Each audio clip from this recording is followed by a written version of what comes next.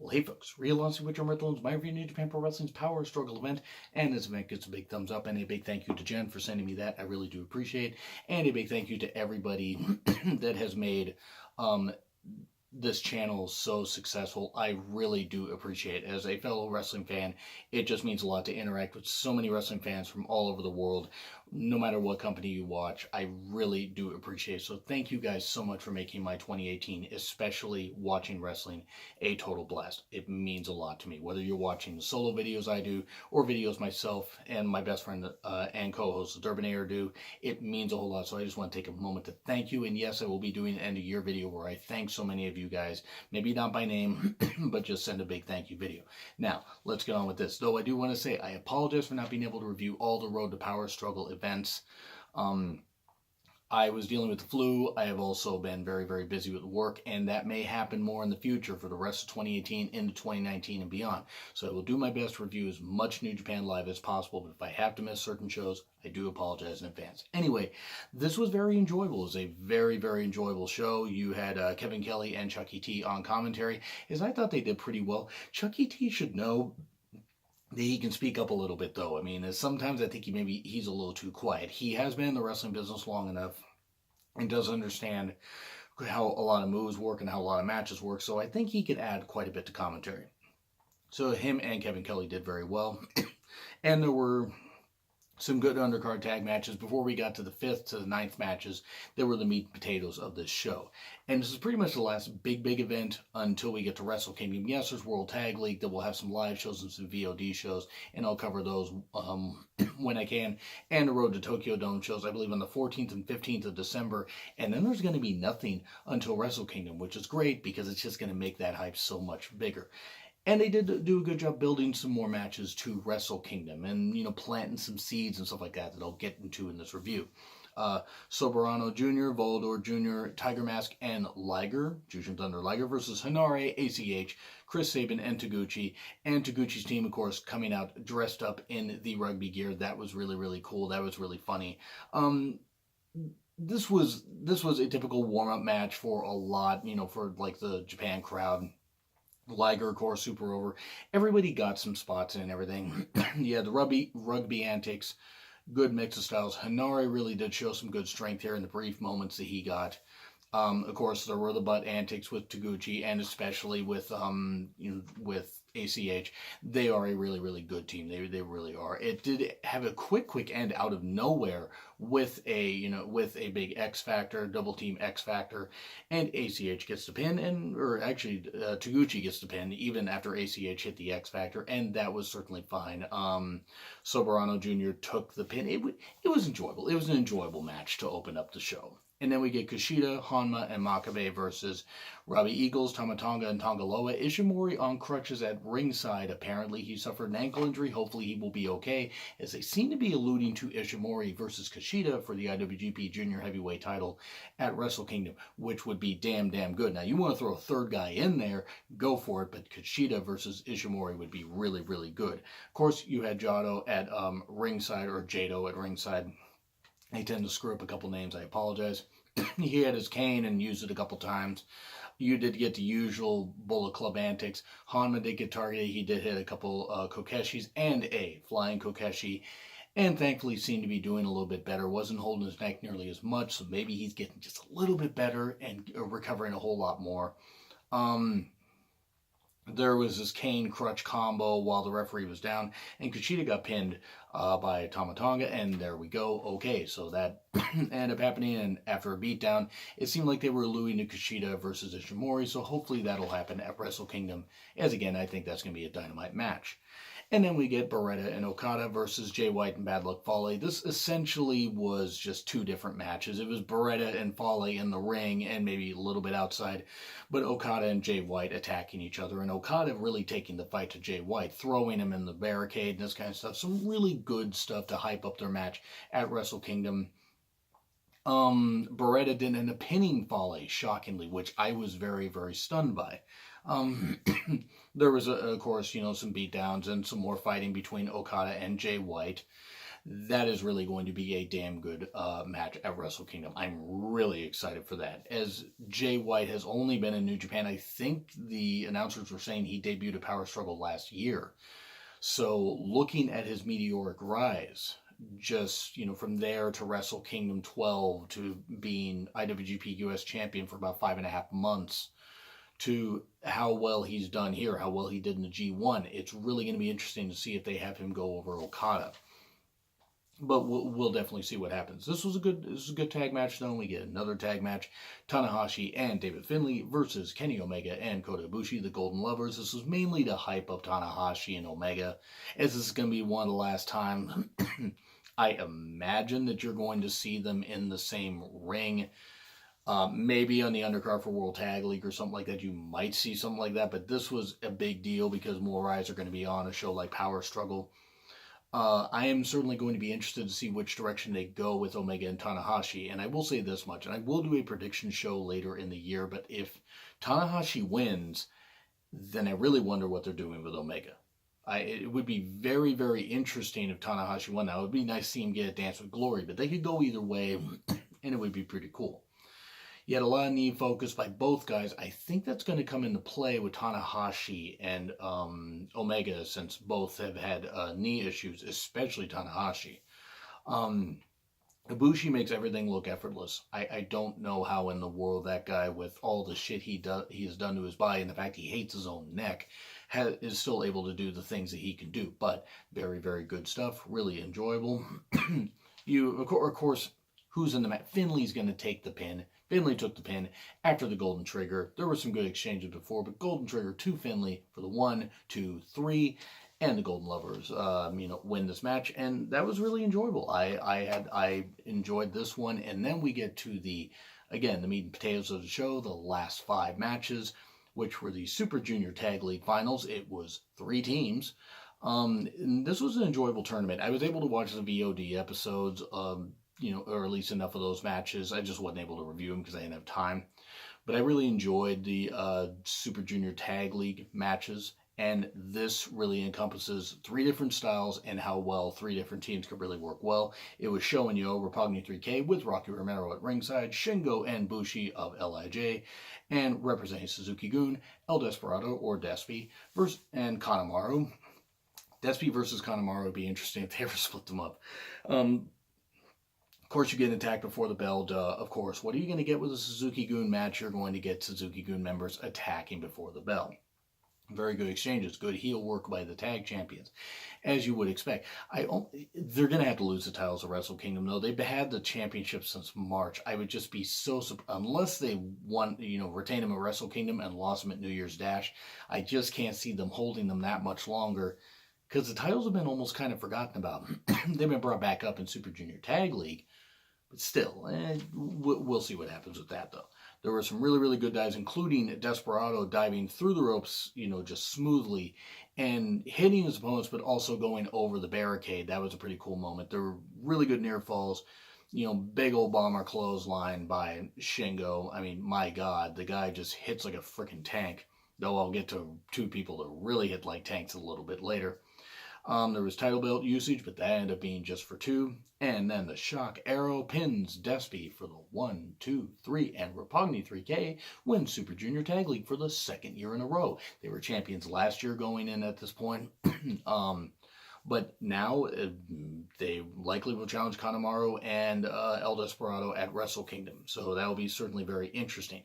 And hopefully they can avenge that loss that happened at Dominion Osaka, which was a good match, but it was very, very short. So, Roppongi 3K, IWGP Super Junior Tag League finalists, and they won. Cool. It was an enjoyable tournament, and Roppongi 3K going over, I think, was the right call, because Shingo and Bushi did not take the fall. If they were to redo this match for, if they were to throw Shingo and Bushi in there and make this a rematch at Wrestle Kingdom, I'd be totally fine with that. They could throw another Super Junior Tag League Tag League competitor, team in there.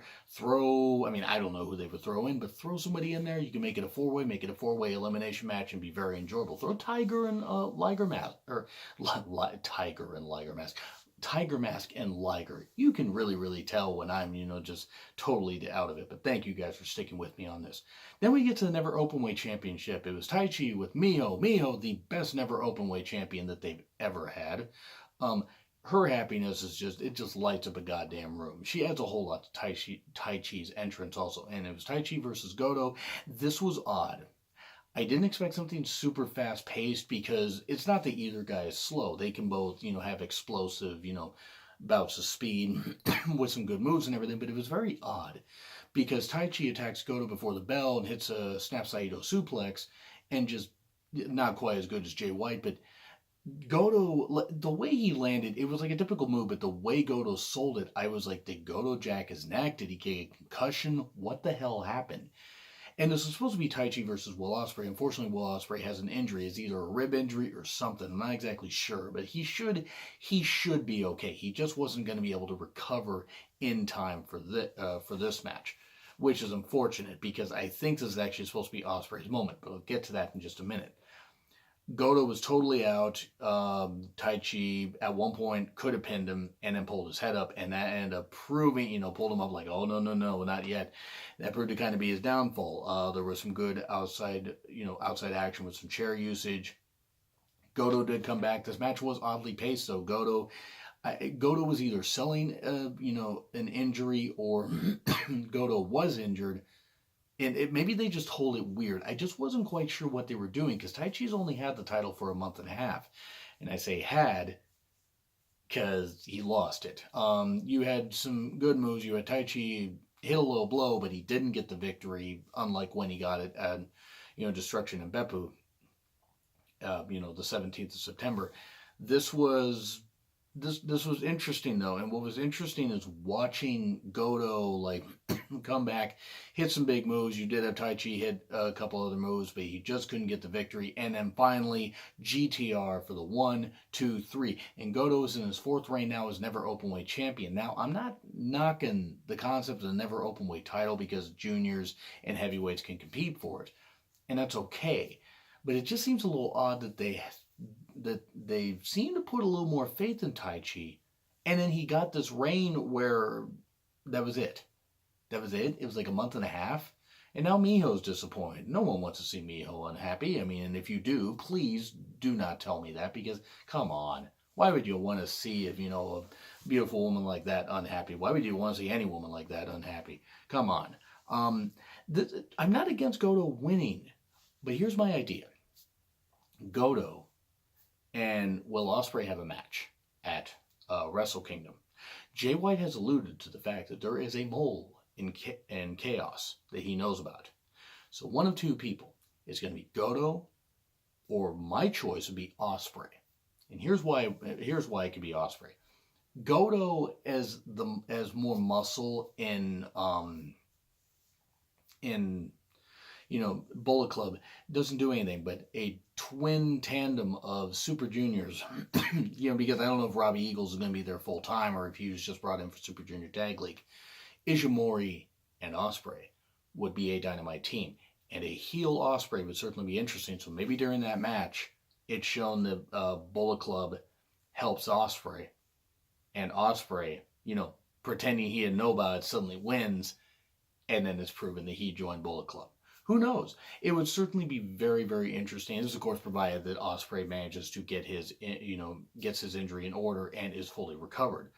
But I think Ospreay turning heel will be interesting. They'll probably go with Goto, and I don't think that's going to kill his credibility at all. But it would just be almost add a little more spice to just have Ospreay be the guy that it was. That, was the mole in Chaos. If there's a mole in Chaos. There may not be. Who knows? Watch it be a mole in Bullet Club. Watch it be Ishimori. No, I don't think it's Ishimori. But anyway, so this was an odd match. It wasn't bad. No match on this card was bad, but this was odd. And Goto winning, I wasn't against, but at the same time, one, I don't like to see Miho unhappy, and I'm like, two, maybe they entrust that Taichi could carry a singles match on his own. We'll have two other people in the match. Have it be Ospreay and somebody else, but it's like Ospreay and Taichi, I think, could have had a compelling match, but we'll see what happens. Anyway, then we get to the RPW British Heavyweight Championship match. Tomohiro Ishii defending the title against Minoru Suzuki, and holy crap, you want to talk about, you like forearms, you like chops to the neck, you like people just being absolutely brutalized, you're going to love this match. And if you don't like that, why are you watching wrestling? Because that's going to happen there. This was a physical war. My goodness, this was just absolute. This may have been the match of the night, in all honesty, and that's nothing against anybody else who competed before or after this, but just the physicality and everything, and just the fact that Ishii and Suzuki just beat each other up. There were so many I didn't understand how they were standing after a while. I mean, I know they're tough as nails, but they're just hitting each other. There was this like reverse pile driver, which was almost kind of like a variation of the rite of passage by Ishii, and it just, on Suzuki, and my God, it just looks so brutal. And I figured out why Ishii keeps chopping people in the neck. It's because he doesn't have a goddamn neck and he's against people with necks. Or he just likes chopping people really hard. I'm going to go with that because I don't want to insult Ishii because I don't want to die. Nor do I want to insult Suzuki. One, they're both awesome. And oh yeah, I don't want to die. This was a very, very physical match. Very enjoyable. The finish was a little quick, I thought, but after they had hammered each other for so goddamn long to the point where neither seemed like they were standing, you got a vertical drop brainbuster, and Tomohiro Ishii gets the victory with the 1, 2, 3, and he retains the RPW British Heavyweight Championship. This was enjoyable. And I gotta be honest, maybe I'm gonna have to start checking out some RPW. I'm gonna have to start checking out a whole lot of wrestling. I may have to just find a way to get monetization on my YouTube videos, or get another possible revenue stream or something like that through these videos. Because if I can get that, then maybe I can start reviewing more wrestling. Who knows? I'll find out about that. I'm not gonna expect you guys to fund this. I'll figure out something. But anyway. This was enjoyable, and Ishii getting the victory was the right call. And then we get to the semi-main event, Naito versus Zack Sabre Jr. And, of course, Taka doing his typical entrance. Great stuff. Really need to get one of those come on over here t-shirts at some point. It's either on New Japan Shop or something. I will pay the shipping. It would be worth it because the shirt is awesome and Taka's awesome. This is just as good as you would have expected these two to have. They had a great match in the Super J Cup, and then also in the G1 Climax tournament. This was a really damn enjoyable match. Naito was super over, of course. You had great submissions by Zack. It did seem like he was favoring his neck at some points, and I hope that's okay. I hope he was just selling. You did have knee focus by Zack. He was targeting the taped up left knee after the wars that Naito had with Minoru Suzuki. And Suzuki came back and hit. It wasn't like complete domination by Zack because he was selling his neck. And even though he's hitting the good submissions, there was a whole lot of good stuff with it. Because you had some good pacing back and forth and stuff like that. And everybody knew just how to hit these moves correctly and keep the pace of it up to where everything just flowed really well. These two have worked well together, not just in tags, but in singles. And, Zack Sabre Jr. is up 2-0 on Naito. And then you're looking, okay, he hits a Destino variation, but that's 1, 2, and no. Sabre Jr. goes for some big moves. What ends up happening, though, is, however, no interference, because Taka doesn't interfere in Zack Sabre Jr.'s matches. He's a corner man, and that's really, really good. Even though he's does dirty tactics in tag matches, he didn't do anything here because he knows Sabre Jr. can take care of himself. But you then get a second Destino for the 1, 2, and 3, and Tetsuya Naito has finally beaten Zack Sabre Jr., closing out 2018, or, closing out this chapter in 2018. And I wonder what Naito's going to be doing next. Well, we find out at the conclusion of this match. One, I do hope Zack Sabre Jr. is okay, though. He did seem to be favoring his neck quite a bit. The guy is super, super skilled, and I'm really glad he didn't sign with WWE after the Cruiserweight Classic. Can you imagine if him and Kota Ibushi had signed? God, that wouldn't have gone well. Just because their styles work so much better for New Japan. And then we get the IWGP Intercontinental Championship match. Defending champion Chris Jericho versus Evil. Yes, only in wrestling would you cheer a guy named Evil. Both have very cool entrances. Jericho with a black mask with, a line going this way, and then takes it off in a white mask with the line going this way like a frown. This was enjoyable. I will say this much: Jericho, when he comes out and actually wrestles. And I know that he did wrestle on his cruise and stuff like that, and he's got his band, he's got his podcast, he's got a bunch of shit he's doing. But that means he shouldn't be a champion, my opinion. And yes, I'm wearing a Jericho shirt. I'm a big fan of Chris Jericho, but there's certain ways to do it, and it won't make the championship that valuable. That's my opinion. I will say this though: since Jericho won the title, people are locked in now at any match to see if he loses. Now they could have done one a little sooner than this, and then done this one with Evil, and it probably would have been just fine. Hell, he could have faced Bushi, he could have faced Sanada or something like that.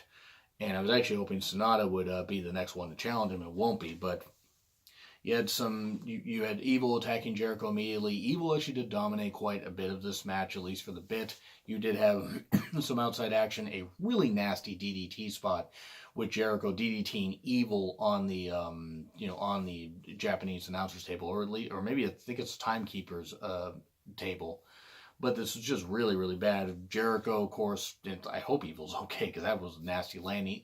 Jericho does at one point blow his nose on a New Japan banner because heel. Jericho still covers the distance on the Lionsault. I'll say that much, because Evil was about 2/3 way across the ring, and Jericho hit that thing precise. So bravo. Evil did control some of it. You did have an STO at one point. Evil sending Chris Jericho through the table on the outside. The table did break, so no I am the table line here. You did have a good series of near falls of Walls of Jericho. Evil got to the ropes. Then you had Darkness Falls and a Code Breaker. Darkness Falls for 2, Code Breaker for 2.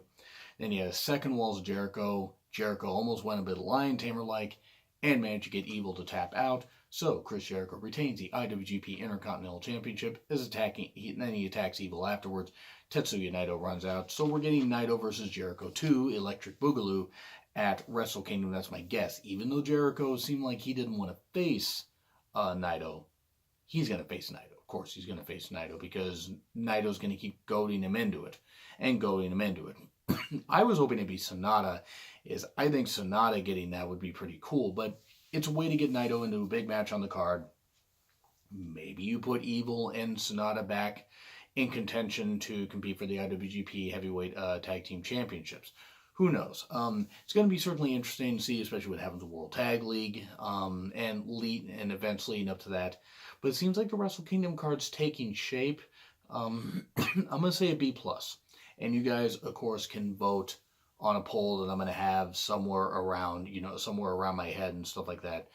And you guys can click on that and just see what you guys think. So if I don't have that poll up for a little bit later, though, I do have to go to work soon after this. So this video will go up while I'm at work. So if I don't have a poll, I apologize. But anyway, I'm going to give this a B+. It was really enjoyable. It's not quite an A, but it's a damn enjoyable show. And we'll see what happens with World Tag League and the Road to Tokyo Dome, and especially with Wrestle Kingdom. But for the rest of the year, it's going to be an exciting time for New Japan. So let's see what happens. Do you agree, disagree with what I said? What do you guys think of Power Struggle? Do you enjoy the show? Like, share, subscribe. Twitter handle in the description. It's been real awesome with John Ritlin, and I will see you soon.